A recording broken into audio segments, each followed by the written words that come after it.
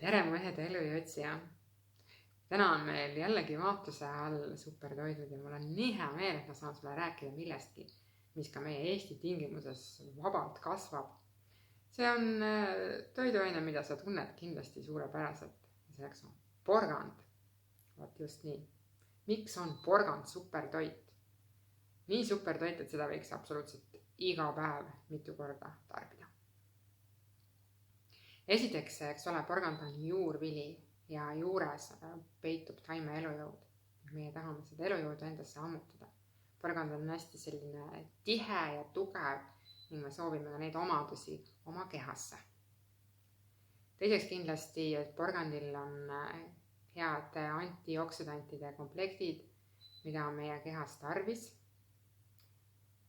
Siinkohal muidugi tasuks ära märkida, et karotenoididest räägitakse, et meie keha toodab A-vitamiini, aga tänasel päeval on keha niivõrd ülekoormatud, et ta tõenäoliselt väga karotenoididest A-vitamiini toota ei suuda, mistõttu A-vitamiini tasuks lisaks tarbida, võtta kalaõli, et oleks ikkagi see kohe valmis vormis olemas.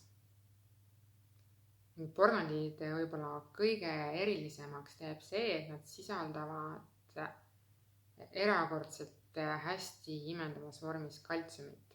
Seda ei ole seal küll väga palju, aga see vorm on niivõrd väärtuslik, et kindlasti on vaja süüa porgandeid.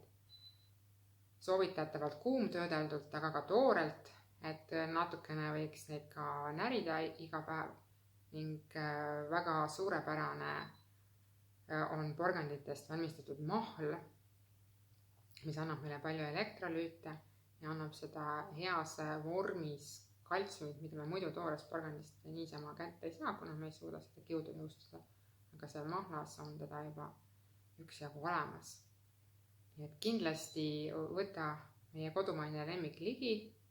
Kõige parem on tarbida teda ikkagi selles oranžis vormis. Ma tean, et on need vikerkaareporgandid igasugust erinevad, aga just see oranž on kõige parem, et kui sa vahepeal võtad sekka ka mõned lillad, siis sa saad, eks ole, teistsuguse antioksidantide komplekti sealt juurde, et seda võib ka teha, aga toetu siiski nendele oranžidele porganditele ja sellest valmistatud mahlale. Et mahla võiks juua niimoodi pool klaasi kuni klaas päevas, aga kindlasti mitte rohkem.